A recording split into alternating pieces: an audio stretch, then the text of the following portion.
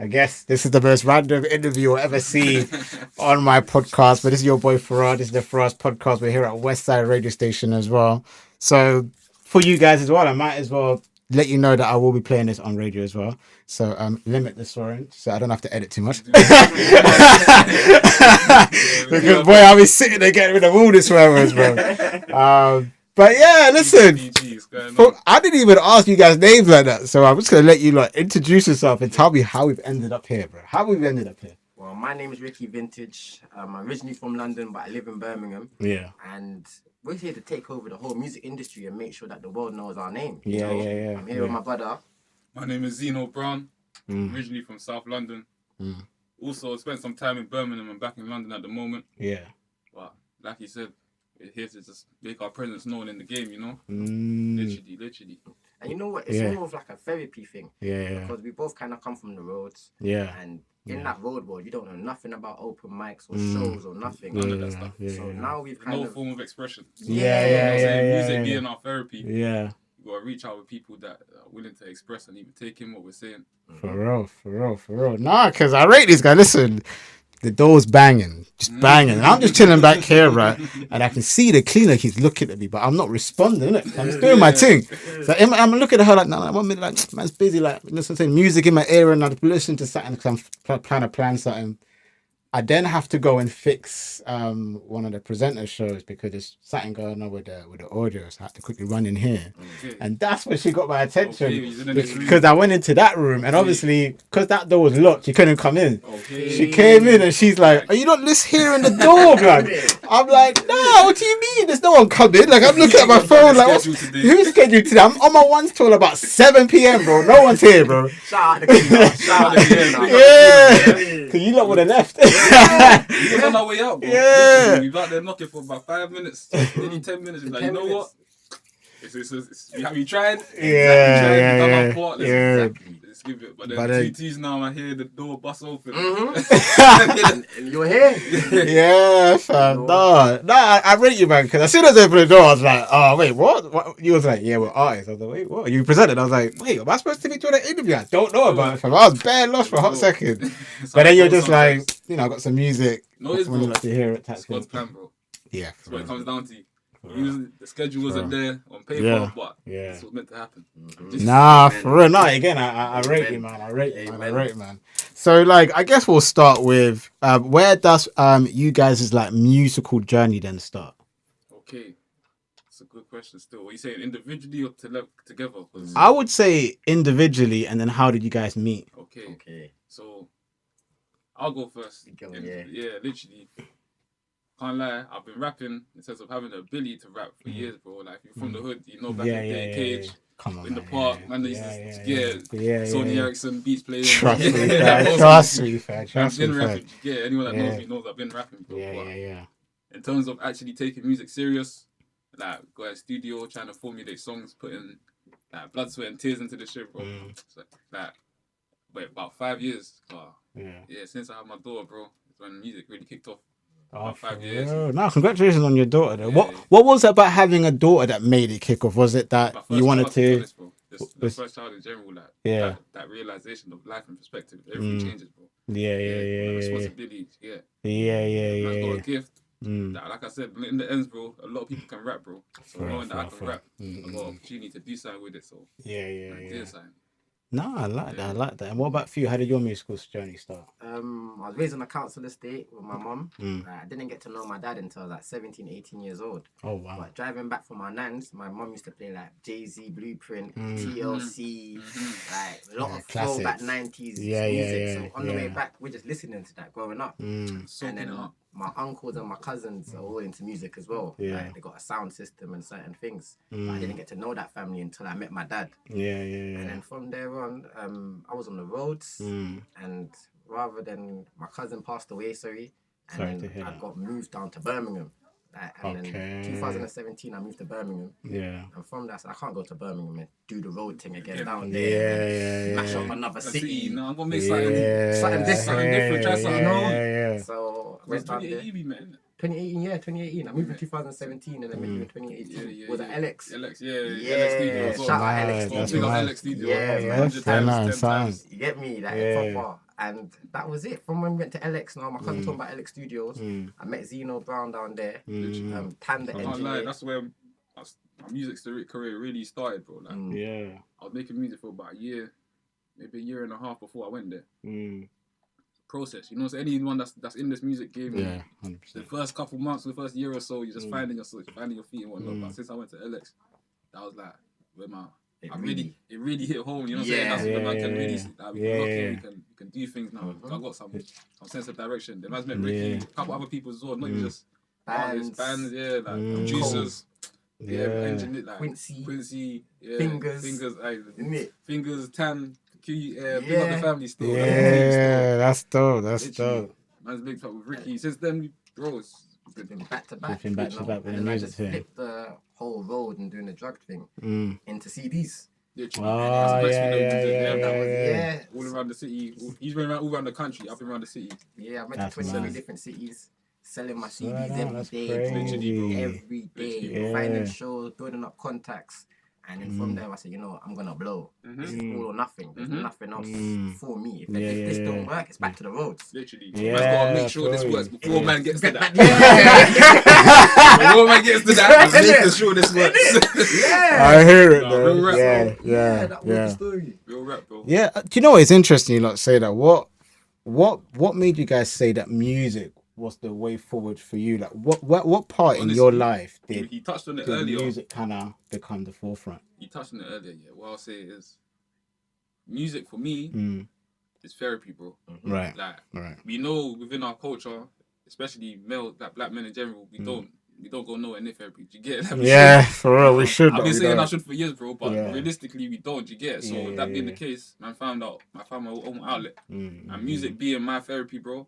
Like, I can't not do it. Do you get what I'm saying? I hear that. Like, yeah, bro. That's the best way I can put it. Yeah. So, yeah, bro. And then on top of that, by me doing it, I then see myself as the living example to show people you can do something other with your time than be on the block. You get it? Yeah. The other things you can do.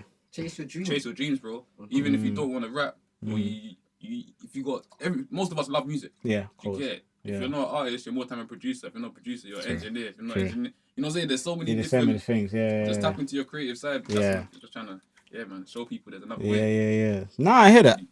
And as artists, both of you yourselves, what would you say is your greatest weakness as an artist and your greatest strength? Ooh, getting into the sauce.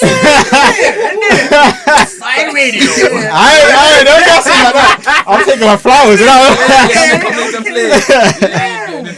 By the way, I didn't plan none of these questions, you know. These are just off the fly right now. I'll let you take some first. I'll start with a strength. A strength is I'm a communication person. I like chatting to people. Yeah. You know, meeting people in real life, not on the internet and social media. Because you got 12,000 or 15,000 followers, I'm gonna be nice to you now. It doesn't matter. 100%. To see you in real life. And from there we can build something. Even if it's just for 5 seconds. It's true. Yeah. That's my strong point, and that's what helps selling CDs on my side. My weakness now,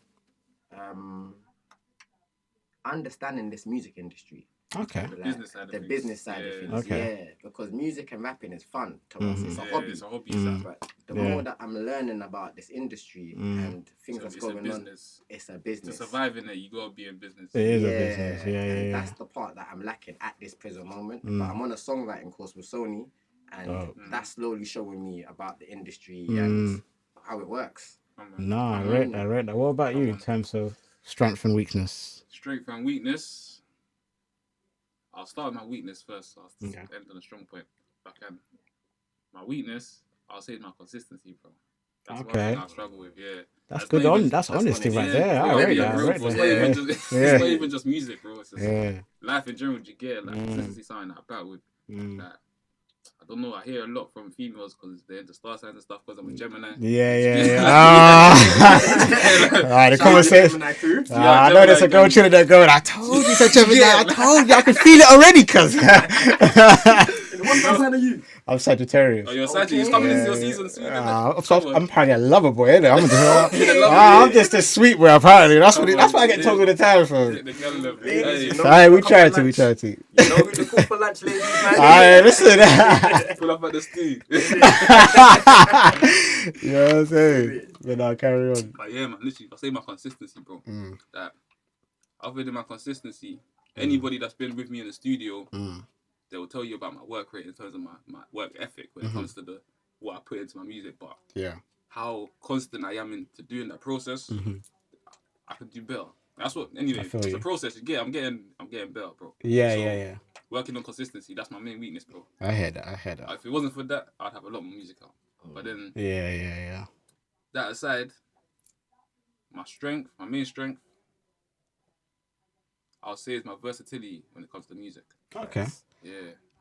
I hear that. I say that's my main strength. What you did yesterday? True. Yesterday? Yeah. Jam session yesterday. Ended up starting a little cypher upstairs in the smoking section. Just being man. Drumming on the table. And Literally styling and any type of flow, any type of rhythm. Like it's mad because I've been doing music 5 years now, and I still haven't found my sound. So that you're still searching for yourself within music. But then with me saying that, it's not a bad thing because it allows me to venture into different sounds. Yeah, bro, that's my main strength. No, I like that. I think that's important as well when you are trying to establish yourself as an artist. It's before you become the artist, it's finding who you are. I think the problem we have sometimes, specifically within this industry, and obviously I've been working in this industry since I'm 16. I'm now 30. Oh, say what? Congratulations, bro. So the first time I got into it was literally straight after year 11. Yeah. And I've always had this conversation with artists all the time, bro. It's like, before you go all out on music, find out who you are. Because what you don't want to do is put out like 10, 12 songs when you don't know who you are. And then you find who you are. And then you suddenly look at all your old music like, it contradicts what you're trying to do. Yeah. Like the subject matter might even change. You get what I'm saying? So it's all image. Yeah. I also think that shows growth. It does. People tell me, it does. I agree with you. It can destroy the image that once you finally do find yourself. Yeah. But it's like it's the process. The fans get to be in tune with it. If you go back to a Tupac song way back, and then hear Tupac on his last album, I'm sure you're going to hear a difference. Well, yeah, it works both ways. You could always see the growth, but then sometimes you don't want to hear, because a lot of times I've seen it, especially with artists, is they get to a level and then they start deleting. They don't want to hear their own. Yeah, they start deleting it because they didn't know who they was at that point. So the music and the lyrics doesn't really reflect who they are now or what they want to be about now. So sometimes you end up because you're right, but what I'll say to that is that's a result of the business side. See how you're talking about the industry being because when we're looking at music as just art, the process is easier to appreciate the process. 100%. But then when we're looking at it from a business standpoint and finding the sound for our audience to buy stuff, that's when we start thinking, I don't want to listen to that stuff no more. That's not gonna, you know what I'm saying? Like, 100%. I hear what you're saying, bro. But as an artist, if I'm listening to my old shit, it's cool. Go. If I'm listening to my old stuff, I listen to my new stuff, or even artists that I like to listen to. I've been listening to certain artists since I was 12 years old, bro. Young Steph, Styles P, Lil Wayne, come on, like Joe Black. There's certain man, Benny Banks, certain man that they can release something today. And I've been listening to their stuff. Man, like Squeaks, like you get that. Hey, Squeaks, that's my guy, you know. Hey, listen, Squeaks. Listen. You need to do a GRM radio. Yeah, bro. Yeah. Jay Spade's just done one. As well, yeah. Mark's done one as well. Mark's is another one, bro. I mean, the fact that Young Philly's done, I mean, Squeaks has to do one. But I swear he did one, no? You know what's mad? A GRM radio. Little side note, I gotta throw this in there. Mark's, it's mad because he's not really done much to reach that in sense of reach out for man in sense of my musical journey, but you probably don't even remember this, bro. There was a time I was on the train going to Birmingham, bro. I've bought this guy, bro.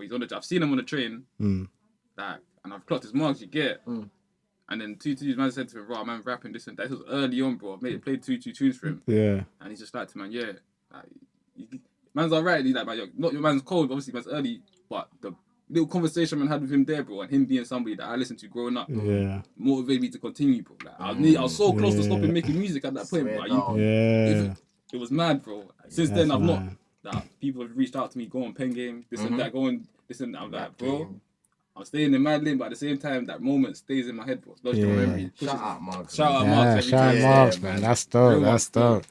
That's dope. You know, I want to touch a bit about the music business. I think that's a very important conversation, specifically nowadays, because I feel like now, well, yeah, it's changed a lot, but I feel like nowadays a lot of people get into the industry without knowing the industry. Yes. Everybody's just dropping music. They might be buying it from BeatStars, not really understanding the contract between the producer who bought the beat off, or etc. Or they get a manager, not really understanding what they're saying. Meant to do for you. Yeah. So from you guys' perspective, how important is it to first of all understand the business? I know you mentioned your weakness was essentially around that, and you're now learning. And I think you said it was a Sony or something, right? Yeah, and then songwriting course for Sony. So let us know, and obviously you can put your little 1-2 cents as well. Like, how is the business side of things, and are you enjoying learning about it? And what is it about the business side that you still feel like you need to work on yourself? I'm gonna be dead honest. I can't even lie to you. I need to be dead honest. I can't even buy this bro. up. Transparency. Listen. Like, I see it like the roads. Okay. Like, if you're on the roads and you consign something with someone on the roads, they're gonna want their money. 100%. If you can't pay them, they're gonna send you OT and go crunch. Yeah. Yeah, that's true. Now, you get your A&R, you get your manager, you've maybe got your promoter, you know, and they might give you an advancement of 500,000. Yes. You know, and a lot of people ain't seen that kind of money before. Yeah. So once you give your mum something and you give your friends and you pay a little jewelry and you buy your yard, you're left with nothing. Yeah. Or basically a little something. Or a little something left. Yeah. The label is expecting you to hit certain numbers, so they might say we want you to hit 750,000 streams on Spotify on the first day. Yeah. If you don't achieve that, that's something that's now gonna affect you. It's gonna affect you. It's all a number game, you know. So they're looking at the number side of it, and then that takes away the fun of creating music. Yeah. You know, because all of us as artists, we create music out of our scenarios and real life situations. You know, and when you come and you find out it's about numbers now, and the label wants you to hit a certain target by a certain time. Changes the whole process. It changes the whole thing. 100%, Then now you gotta get songs cleared. Then now you've got to inform your A&R about certain moves that you're doing or how it's gonna work. If you want to plan a tour or do merch yourself, you have to clear it with them. Yeah. So it's a lot to it. And if like on the roads, if you consign something, they're gonna drop you, and then you owe my man. He might even do the worst to you. Yeah, but with a record label, they're dropping you off the label and you're still in 500,000 pounds worth of debt. Yeah. And on top of that, 100%. You're someone now. The whole world knows you as a rapper or singer or producer. So now you're expected to do certain things. Yeah, they expect you to be balling all the time. You can't even just go back to Tesco, bro. No more retail. No more retail. Hey, TikTok's gonna rip into that. It's real. It's true. I enjoy going little. You understand? I enjoy going Tesco. Yeah. Like, I'm not looking at it like a poor shop or anything. We're in a cost of living crisis. Oh, for real. You understand? So these times, the little that you can save off certain survival things you need, why not do go? that? Yeah. I think that's the part of the industry that I personally don't like, but I still am learning about it. So yeah, because I feel like going into that, we've got to talk about the importance of social media. TikTok being a powerhouse, they've now got a billboard platform where if your thing blows up on a thing, it can go on billboard. Bro, this is, you know what's mad? You see how you said your strength, when it's all about strengths and weaknesses, people interacting, all of that stuff there. One of my weaknesses, even though consistency was one, the next one that's up there with consistency, bro, is how I interact with people. I'm a very antisocial person. So it's like social media, until I started making music again, I didn't have social media.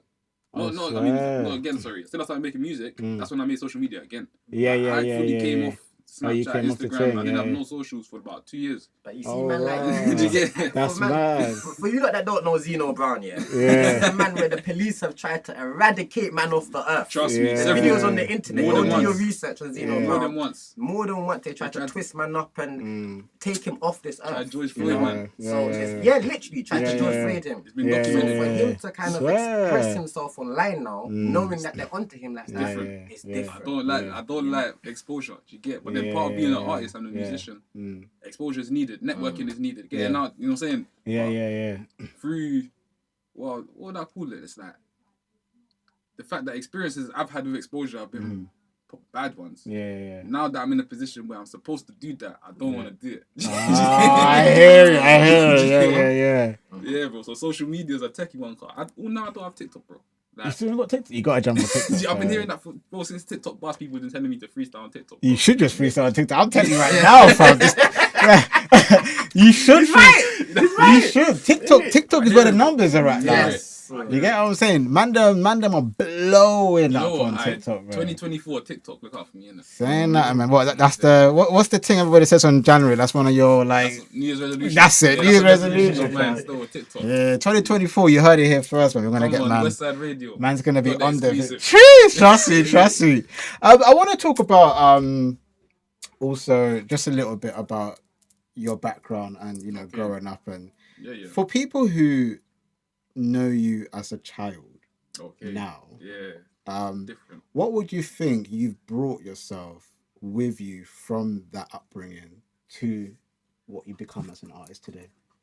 You're good with these questions. I know, I love it. Making them think. If you lot was ever in the radio and saw our face right now, but he asked the realest question. Say that again. What was the question? So, as a child, what from that time that everybody knew you was then have you brought with you today as an artist, or who you are today as people? My character. Yeah. I think who I am as a person, like from I went to school in Harrow.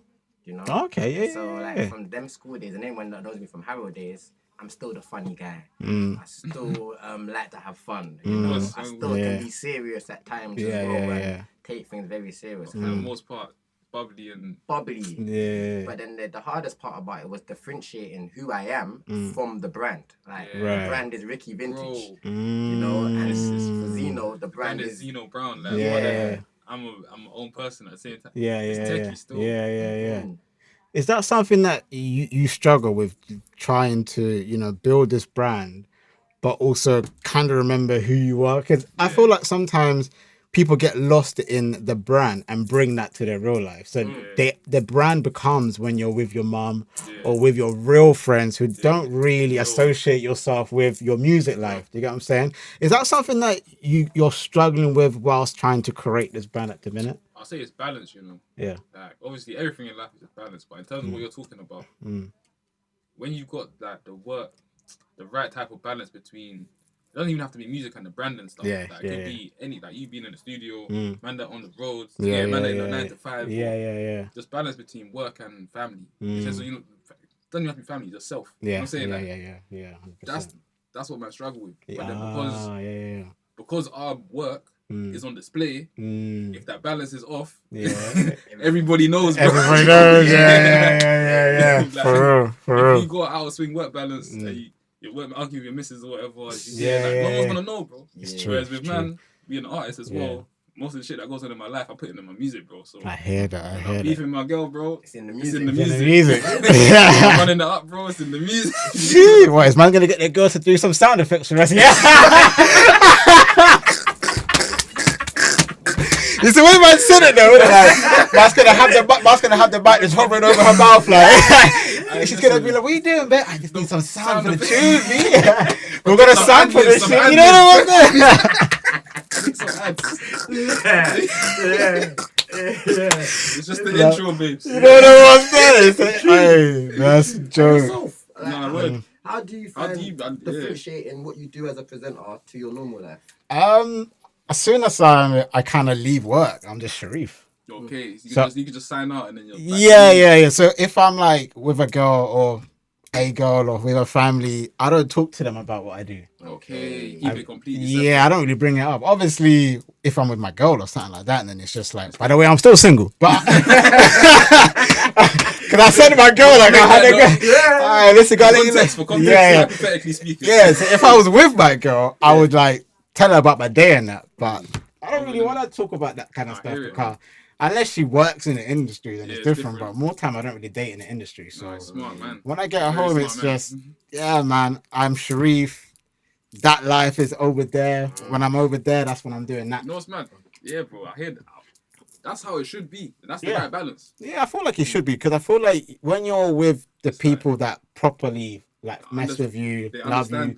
Yeah, they don't want to keep you grounded. So when you go to them, you shouldn't be acting like your ego. Yeah. Because Firahs is my alter ego. That's what it is. I can't be that to my mom. Yeah. She's looking at me like, nigga, I used to fucking wipe your ass. Why are you? You know what I'm saying? Like, why are you not trying to chat to me like you're someone? You get what I'm saying? So it's one of them. Once about home. Listen, my life don't exist with that. I'll speak for myself anyway. I can imagine there's certain people, you may even relate to this a bit, but I know there's other people that can relate to this, bro. When we go through a certain journey in life, certain experiences from a particular age, where I call from a young age, whether you're 16, anywhere from 16 to 20, bro. 16, 17, 18, 19, 20, them ages there. Yeah. A lot of young black boys are forced to go and become a man at them ages. So that being the case, more time that's not about as well. That ain't been about from primary school. So from primary school to teenagers, man's been trying to do it, man. She can't do it, man. Then the man's on man's own. So from them ages there, when you're finding man, like, what you're saying about the differentiation between ego and who we are, a sense of our spirit, who we truly are. Do you get what I'm saying? Yeah. When you're forced to find that by yourself, you merge the two, and this is where it gets fucked, bro. Like, even me, bro. Zeno Brown is an artist. Zeno Brown's the artist. Yeah, but of course. For those that know me, there was Zeno before Zeno Brown. And more time, would you say that you're also talking about what you went through? Yeah, bro. So technically, as much as it is a brand, it's you. It's me. Yeah. This is why it's complicated, bro. You know what I'm saying? So, but then at the same time, because you've kind of said you're not trying to be in that life anymore. So I'd rather give you I'll use my words to paint pictures about a life I've already lived. Rather than me continue to live that life. Yeah. But technically what I was going to say, it's not actually you because you're writing the stories. I'm the author. You're like that. You're a storyteller. You're telling your story. Literally, bro. But it doesn't mean that it's actually you anymore. You know what I'm saying? It's not me no more. So technically, you're still two people. Bring them back to the Come on, G. I'll get true now. But I feel like we should also talk about the UK scene in general because I feel like the UK scene is at an interesting point. It is. It's very much in its prime. Yeah. I was saying this the other day. It's like UK scene. It's huge right now. Since Grime days. Yeah. But days. especially I would say within the last 5 years, it's grown massively. How do you guys feel about the UK scene in terms? And I'll say let's stick to more like the rap rather than rather than like the singing shit. 'Cause I don't really feel like we need to talk about all the singers. But in terms of, can you lot do like more rap? Yeah. How do you lot feel about the rap scene?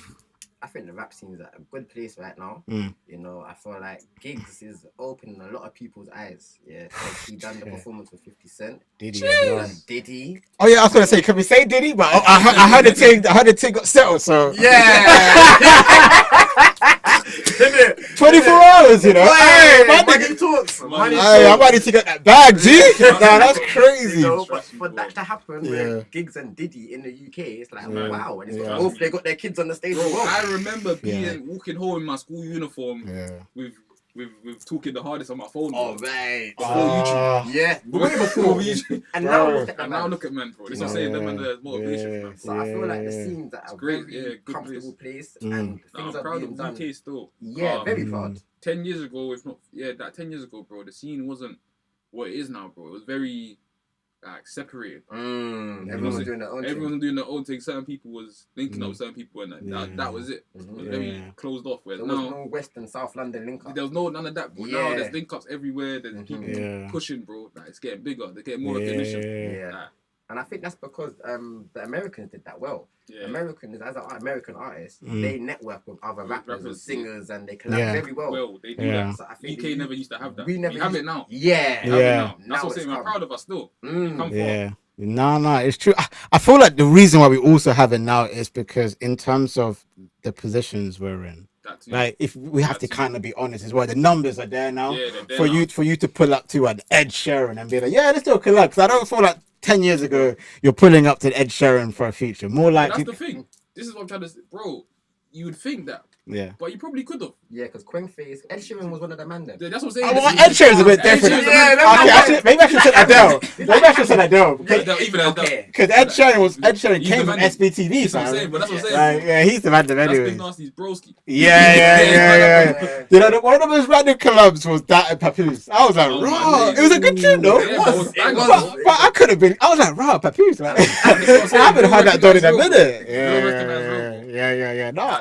There's certain people in this world, no matter how many numbers they do, they don't care about numbers. Yeah. You know what I'm saying? Yeah. And there's some people in this world, no matter, like, they only care about numbers. Yeah, 100%. Ed Sheeran's not one of them people. Papoose ain't one of them people. But I feel like Ed Sheeran, he's got to a stage in his career where he doesn't have to worry about numbers. You don't have to, no. Like, No, he's kind of controlling the label. Yeah, he controls. He is the numbers. Yeah. Like, he can do what he wants. He's a goat. He's a goat. He's a goat. Yeah. And obviously, what do you not think about the drill scene? Because I feel like the drill scene is interesting at the moment because you kind of got like Central C's kind of doing like that romantic type of vibe. Commercial drill, that's what I call it. Okay, let's go to commercial drill. Yeah. But it's very romantic. This guy's talking about hella love and that. That's what I say, commercial. And then you still kind of got like the Digger D's as well. But Central C is just blown. Like, obviously, you got Tion Wayne that's in that route as well. Do you think Central C has blown more? I thought this is a conversation, so I might just drop it. Is it because he's white? It has a big task to play, bro. Because for me, it's like, talent-wise, he's got talent. Yeah. So I would agree he's got talent. Yeah. But he's not making much different music to like a Tion Wayne. But this it's is just, saying, you know, if Tion Wayne, that's the same thing. He just sings a lot on the beats. If you come to Central C and Central C sings, let's say like the Doja thing, like that situation, that was aimed at a specific market. Yeah. America. Central C is not. He even used Lyrical Lemonade for the video, who's an American director.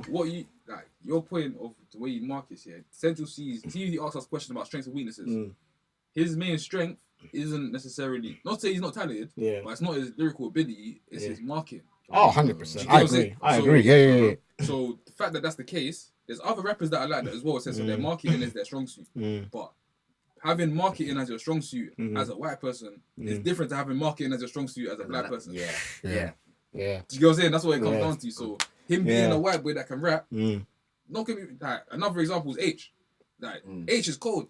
Do you get it? In terms of if no, bro, I won't lie. I don't really bro.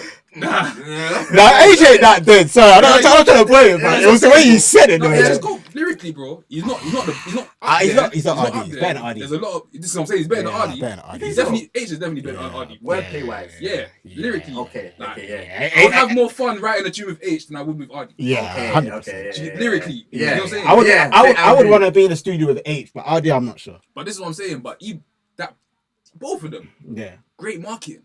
Regardless of how much talent they have, great marketing. So they're gonna make that caliber of artist anyway. Alright, let me say this then. Don't you think it's just easier to mark somebody who isn't black? Because you're saying great marketing about all the white people, but you're all and I'm just basing it from Russ. Great marketing. And that's because of the guy that he's got with him. Yeah, great marketing, bro. Russ, great marketing, bro. Dig that before Bouncer Cut. I feel like I feel like Russ is different. Why? Nah, I don't. Because Russ was kind of like the first to do it. What? Without Russ, we ain't bumping the H and RD. Let's just talk facts. No one even knew who they were until Russ got the remixes. Let's not. You're from them areas. Russ was the first to do it. He was the first to go platinum on a drill beat in the UK. Yeah. He was the first to sell bare records. Like he was selling out. He was going number one. You're making my point. He had footballers getting gas. No, but my point is Russ is just different though. But once you're the first to do something, it's like when Pop Smoke was the first in New York to jump in his drill. You're just. But he wasn't though. No, this is my point. Russ, but he was the first to blow up. You're making my point. Pop Smoke. You're making my point right now. What's your point? My point is marketing. Yeah, bro. but I don't think with Russ it was necessarily marketed. Bro. It was a great dance and a great remix because we weren't listening to the original song. When I'm saying marketing, I don't just mean the strictly like business side of marketing, the promo side of things. I'm talking about even the style of an artist that you become. That's what I mean by marketing. Some artists are true artists to who they are as an artist. Other artists who change who they are to market. That's what I mean by marketing. They don't have to do that. But Russ, he's done that and he's blown. So man can't knock it. You're right. He's definitely he's the first to hit certain numbers. Yeah. But in terms of the rapper that Russ came out as, like that journey we was just talking about earlier, bro. The growth, the process. The growth. Yeah. He came out rapping drill. Yeah. You get it with Taze and them, man. Yeah. Man was on the drill thing. But 100%. Man came on a dance thing. And then man's got clear. It changed, it changed the whole shebang. And that's how he does, bro. That's what I'm saying, bro. That's marketing. Every video, he just does since it. Gunlean, all his tunes are dance tunes. He ain't made a drill song since, bro. No. And even if they are drill, they're still dance tunes. This is what I'm saying, bro. So, that's what I mean. It's just the subject matter. It's basically like him and Central C has found a niche that work. For us is like dance drill. It's dance, he's trying to mix and then it's drill like and calypso. Yeah, that's what that's his idea. Yeah. What do you think about his thing with NLE Chopper? They've linked up like twice, I think now. Swear down. Rubbish. Yeah, I don't get it. The songs don't hit like that. Of course they don't. That was just a marketing strategy. But this is what I'm saying. Them men are marketing artists, bro. They don't make music for the music. They make music because they think it will do numbers. Yes. And it does do numbers. But that's what I'm saying. So then, man can't really complain about the music being shit because it's the numbers. Yeah, but what? But what? Do you care about numbers or do you care about if the music is good though? Well, then that's why we're here because man ain't got much numbers right now. But man shit slaps. Exactly. Nah, you gotta rep yourself. Yeah, you gotta rep yourself. So obviously you're talking about versatility. Yeah. So how many different types of genres would you think you'll be able to jump on? And I'll get both of you to answer the same question. So like you got Afro, you can say jazz if you want. I'm a piano. Grime, I can do grime. I started on grime. Literally. You know what I mean? From high school days. Yeah. Grime. Nutty violins. Yeah. Oh, you remember that Nokia beat though? Yeah, bro. Screw Nokia one. Stimpy, big up. I wouldn't be here if it wasn't for you. Exactly. You know what I mean? Trust me. But them genres. Got rotten. What? This is throwback seasons. Anyway, genres. Seth Ellis, Come on. Genres. In answer to your question, from our previous music, it comes with our situations in life. So we've come from a drill or grime or UK rap. Yeah, that's where we was living. Of course, yeah. As we grow up now, we've had kids. We've gone to different cities and different people. Experiencing the sound different environments. The sound changed experiences along the way. So it's like hip hop. I think I'll even try a dance track. Yeah, bro. I'll be honest with me as well. Yeah, like you was talking about where we come from, where it originates from. Before, because our musical sound and our musical preference. It's setting us before we even think about starting to do music. When you're talking about listening to Jay-Z and TLC back in the day, obviously my dad's a DJ, innit? DJ's here and there now. Back when I was growing up, he was a DJ, bro. So and he's a soca / dancehall DJ. Okay. If you know anything about Caribbean people, we just play everything. I get it. Everything. Yeah. So that being said, growing up, bro, I was listening to everything from, like I said, Tupac, Biggie, Ice Cube, all the old school shit. Then my brother's playing 50 Cent when he's first dropping sound. Yeah. You know what I'm saying? Yeah, bro. Then I got my sister. That's obviously I got older sister. She's playing, like I said, the TLCs, the SWVs, you know what I'm saying? The R&B. The R&B classics. Yeah, R&B classics, and then so it's like. So you say you can jump on R&B as well? Yeah, bro. That's my bag, bro. You see, putting on R&B. What do you sing or just rap? Nah, I rap, bro. Oh, so you rap on R&B? Yeah, bro. What do you think Biggie used to be, bro? But Biggie used to flow on R&B. Hey, listen. That flow be different, Bro, I hear it though. Yeah. Even right then you got the new school. You got like drill. I just see drill as a baby of grime. You know what I'm saying? Cause grime. Wait, it is? You say so? Grime back in the. You see when grime was popping, it was just that's an interesting one. You see how as artists here we express. When the guys that was on the roads when they was doing grime. When they was making grime, like road youths that was spitting, it was grime. Of course, Crazy Bro, don't best kiss example. me. Best example. You know, Crazy Titch, by the way, man. Trust me. Yeah. Anybody that was trying to rap them times there, it was grime you had to rap on, and that was our expression. Of course, as times have changed, we now have drill. That's our expression. Yeah. That's what it is, bro. It's gone from grime, UK rap, because then after that was gigs and that, Tef. Like I said, Potter, Deadman, Youngster. So I'll ask you a question. Why do you think grime never made it? And when I say it did, bro. It did. Yeah. Oh, come on, man. When you say made it, okay. Listen. I'm 30. I've been a kid, fam. Go on, explain. You can't compare grime to what we're doing. We even just said we're doing good now. We never said we're doing good in 07. No, we wasn't. Yeah. So we wasn't. Grime never made it. The reason I say it made it, and the reason, and obviously to any grime head, I like grime. Like grime never made it. And this has been my point. Wiley, all of his big hits. Godfather. Pop tunes. Chip, all of his big hits. Yeah, pop tunes. You know why that is? Pop tunes. I can explain. Tiny Temper. We can keep going to Dizzy Rascal. My point is my point is just, I remember there was a quote from a rapper. It was Cashtastic. He said, "Grime ain't gonna pay the bills for me." Yeah, it's not. So at that time, grime never. You couldn't really make it as a grime art. You can use it to prepare yourself to a certain level within the streets. But then if you want to get out of the streets, you then had to deal with the politics. Whereas now you can make drill, talk about the gangbang and shit, and still blow with the gangbang and shit. Yeah. The difference is this, the people in power in sense of the labels and whatnot that are promoting certain music nowadays. They're promoting that fuckeries that man are, like you said, in drill you can still talk this and that and get a deal and make bread and you can do that on drill. Back in grime days, it wasn't, labels weren't promoting our shit. We had to do it ourselves. If you're making it on a grime thing, that means the streets is pushing your thing. So you made it. Grime. This is why I say grime's made it, bro. Because until you get that street buzz, labels ain't even looking at you for you to do a pop song in the first place. You know what I'm saying? It's the stepping stone, bro. Without grime, there's nothing, bro. I agree with that. In the UK, without grime, there's nothing. But then look at it now. That's come from the garage. You name a grime artist in today's time. A grime artist in today's time. Things have transitioned, bro. Things have transitioned. If the chip doesn't even do grime, he just does grime. This is the transitions in the industry. What grime did. Like if grime didn't become what grime was, for it to like me saying grime's made it, you're saying it hasn't. The reason I say it has, garage did better than grime. No, they all played their part. They all play. I say grime. But it's grime hits. There's garage hits. Yeah, but you in the charts, bro. Yeah, but grime was never there like that. Bro, charts.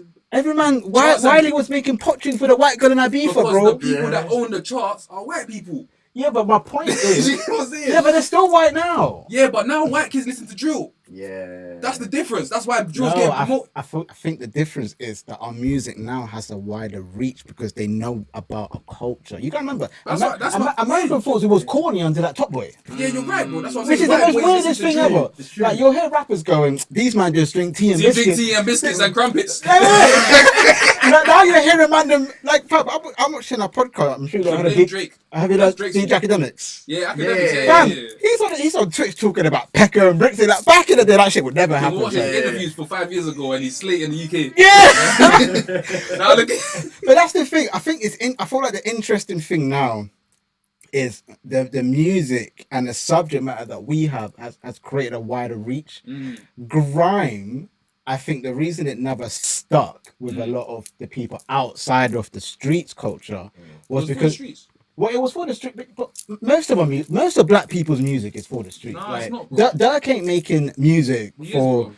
Huh? You think he's making music for white people? Not just white people, but Dirk makes music for everybody, bro. He makes music. This is why he calls himself the voice of the streets, because he knows he needs to continue making music for the streets while he's making music for everybody else. Yeah, but he has songs for everybody else. That's my point. But that's only now that he's blown. But his music was not made for white people before. Dirk blew because he started making music for everybody else. No, Dirk blew because viral moment blew. Nah, bro. You see, Dirk, I've been listening to Dirk since 2009, bro. Yeah, I didn't even know Dirk was that type, bro. See, Dirk, the mixtape days in there. Everybody else, like Chief Keef, Reese, all of them man been rapping from LA Capone days. All of them man been rapping. You get it? But the fact that Dirk was the one that started making hit music. Nah, King Von put Dirk on. I don't do that. Bro, Von wasn't even around them. Von was in Rondo number 9. He took the drop for Dirk to be who he is. But when they started rolling together, that's when I felt like Dirk got the bigger buzz though, because I still feel like there was times when they was together. Von was kinda. You don't think so? When Von was still in the streets, Von didn't even see a studio. Maybe that's just my dead ears. Bro, Von ain't seen a studio yet. I'm talking about 2012, bro. No, I know that, but I'm saying Dirk wasn't big then. He was in the streets. Not even with the dreadlocks. In Chicago, when academics were doing Shy, what was it called? War of Chirac or something? Yeah, them times. But he wasn't popping. Bro, he was signing, bro. French Montana signed him, bro. This was all before Von came out, bro. Yeah, but you got to define what blowing up is, because you're saying in 2012 he had blown. He had never hit the charts yet. That's not blown up. He had hit the charts. That's street music. Let me get my phone. Street music isn't necessarily the same as I'm popping. All right. So, because I wouldn't say. I'm trying to think. Who could I give us? Who's a good example? I wouldn't say Squeaks has ever blown up, but to me, he's my hero. Yeah. In rap, that's my guy. Nobody would ever understand, fam. When Squeaks came on, I'm there like, you know what I'm saying, fanboying. But if I went to a music mogul, he's probably gonna be like, yeah, but Sweet. His big thing was like Len Cut TV3 stuff. Like, you know what I'm saying? They're not gonna be like, but he didn't drop a hit. That's what I was trying to say. In that 2022, Dirk would have been killing it with the streets. Probably selling out clubs, all of that in the streets. But I'm saying he's not walking into Hollywood and being invited to Met Gala. Like that's not that time. Because it's not blown. I feel like the word blown gets misinterpreted, because being hot in the streets and blowing up ain't the same. Because you can be the hottest in South London right now, walking through Brixton, everyone's asking, but you go to North London, niggas are like, what?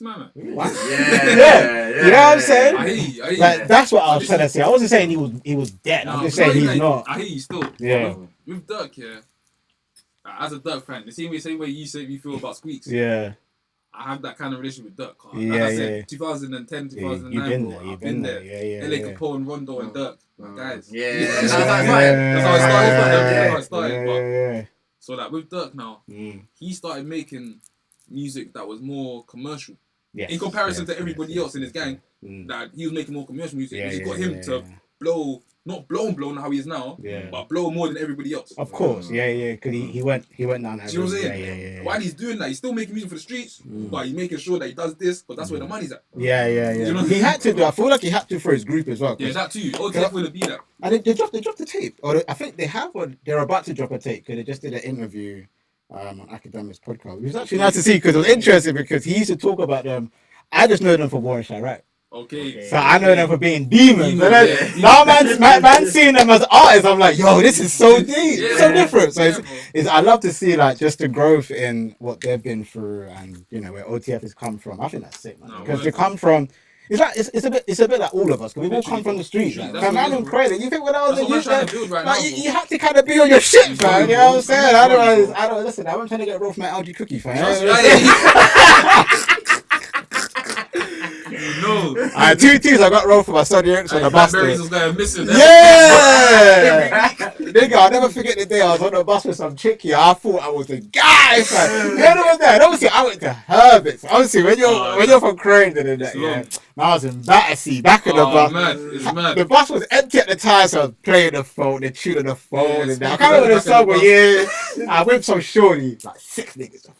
And obviously, you know, when you're with a chick that you know it's leg as well, it's that extra G check's different.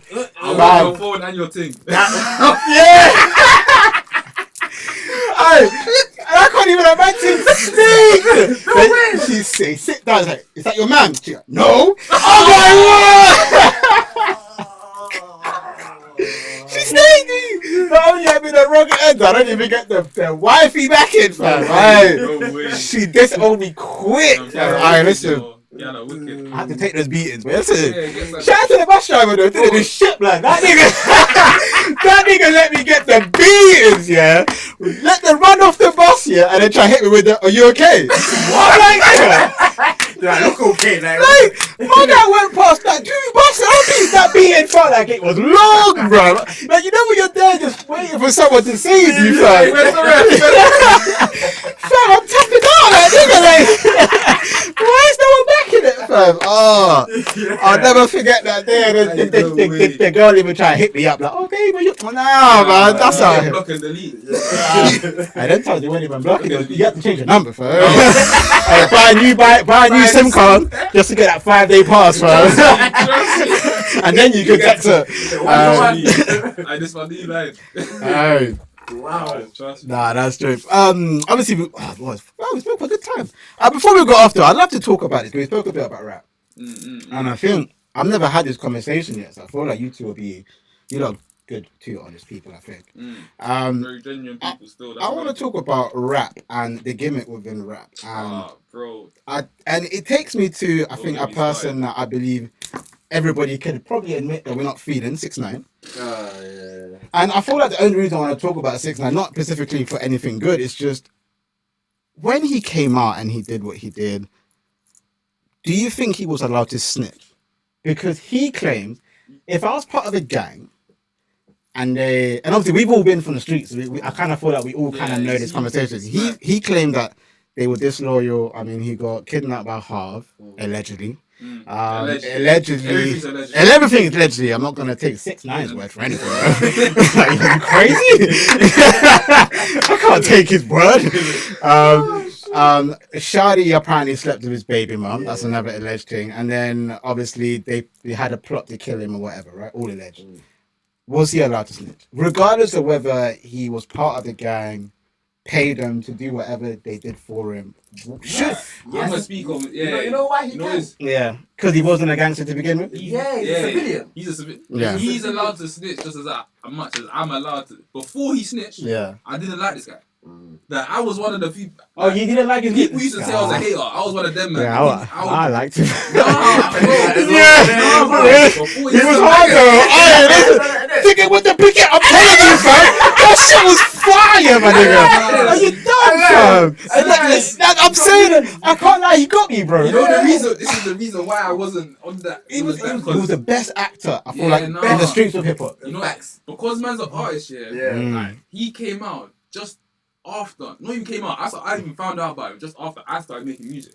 Okay. And I must have made about 2 tunes, and I realized, this is when I realized my content, this is the direction I'm going in with music. I want to have a particular type of content, particular type of message that I'm portraying, because I know who I am and what music effect it has on people's minds. So when this guy's come out, this little Puerto Rican brother talking about rainbow hair, doing all this mad stuff. I used to find that quite annoying though. He's what's the word? He's an industry plant. Yeah, he's an industry plant. Someone paid him to put him do that. To portray something. Because of that, I pay him no mind. From the moment I realized that's what he's on, I had nothing to say about man. Then a couple years later, I'm hearing my man snitching on gangbangs. I'm like, bro. Don't mix me. I'm not. I done said he's not a real one. But then look at the timing he came out. He came out just after Bobby Smurder got arrested. Bobby Smurder's going inside. Has now come up. Big actor, and no one on this planet can say they haven't listened or watched 6ix9ine. Like he done his job. He came out of jail and had 2 million viewers on his Instagram on his first day out. This is the thing. Crazy, bro. Everybody talking about him being a snitch and this and that. He's not from the roads. It doesn't matter to him. I mean, he's from the roads, but he's not been in the roads. No, but he's from there. I'm not talking about geographically. He lived there, but he's not. You're talking about he lived there geographically. Yeah. Being from the roads doesn't care. That's not about where you live, bro. Oh no, it's about what you do. Yeah. That's true. You know what I'm saying? How you live? I can live next door to the biggest kingpin. Just because you're next door to him, don't mean. Remember, he was just a cameraman. But this is what I'm saying. He's not. It's the funniest thing. Yes, he was a cameraman. Fam, he was recording all these niggas before he became a rapper. That's a French Montana story, basically. That's how we knew. That's how we knew them. Okay. Fam, he was the guy going, Dirk, stand up, wait. Not saying Dirk specifically, but they were paying. So he was shooting all the videos in New York. Now the videos that he was shooting videos of. These men are on road. They come to him to shoot a video. Yeah. So he was not on road at all. That's how we knew them. So that's how we knew them. Yeah. For him to go and snitch now, man, like it makes sense. Yeah, you know what I'm saying? Like, what do you think he's gonna do?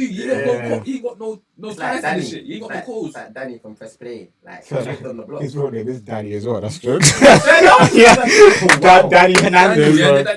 That man did the same kind of thing. Like they lived in the hood. He went round to South with the 671, filmed all the man them and everything like that.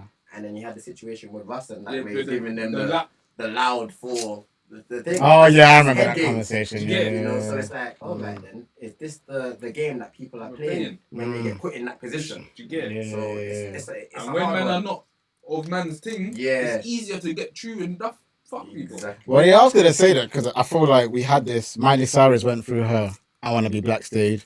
Justin Bieber went through I Want to Be Black stage. But they can just run that. Like 6ix9ine now is making Spanish music. Like, you know how crazy it is? My guy said, what? Fuck you, English niggas. I'm gonna do the Spanish shit. Man's outselling all of us, but in Spain. It's crazy, look bro. at what's my man's name? Pitbull. Yeah. I forgot about Pitbull, you know. Of course, man, cause he's shit, bro. Like, he's not a rapper you're gonna remember, bro. But he outsells 80% of the UK scene. Yeah. And like 50% of American artists as well. Yeah, 100%. And man don't know none of his lyrics. I don't even know his music. I just know it's some house sounding shit, man. This is Like, you know what I'm saying? One of them. When it comes to this is why I say the numbers thing. Like, but bringing it back round again, bro. Yeah. When you understand what music is, in the sense of as a product, putting songs out and being able to reach millions of people or thousands of people to make a certain amount of money, that's one side of the game. But then when it comes to the impact and the influence that you can have, and the motivation you can give people, like make music for the streets, as we call it. You know what I'm saying? Like fuck the numbers. If you can have that influence and that power, that is more powerful than the money, bro. True. And that's what it comes down to. Yeah. You know what I'm saying? Like so. Because I will definitely listen to Young Tef over Pitbull. Yeah, facts. Facts a million times over your head. Mouth a day. Didn't have to say that, man. That's a fact. That's what I'm saying, bro. You have to say that, yeah. He's the bigger artist. Very true. Very true. That is it. Anyway, this is the part. Listen, thank you for coming down today, man. It's our pleasure, you, man. Thank you for having me. Thank you, Westside. Give my man a bonus. Trust me. In me. Of course, man. Extra work on a day off of that, man. You know what I'm saying? But yeah, this is the part where you plug yourself, man. So drop it what you got. Where do you need people to find you? Everything. You can find me on Instagram and TikTok as Ricky Vintage 0121. That is RICKY VINTAGE 0121. And look me in. I got a mixtape out. I'm working on my third mixtape. You can go and buy my mixtape in HMV. This is me, Volume 2, and just tune in and give me some feedback, people. You get me? Come man. In me. And I'm Zeno Brown. You can find me on Instagram. Literally ZINOBRWN, no spaces, no underscores, just as it is. Yeah, I've got a single that's just come out last week. That's out on all platforms. Shout out LX Studios once again. Come on. Literally. And the demo. Yeah, the demo's there. You know, if you want, that's only on hard copies at the moment. So if you're interested, you can DM me. We can arrange something. I can drop off. I can send postals, whatever the case may be. Yeah, literally, just reach out, stay tapped in. Love. Say no more.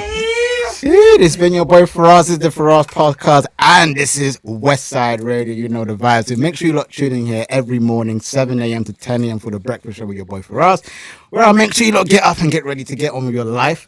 And obviously, if you want to tune into the podcast, don't forget that's every Wednesday as well. So yes, I will be editing this and dropping it tomorrow. So have a good day and enjoy the rest of your day. We out.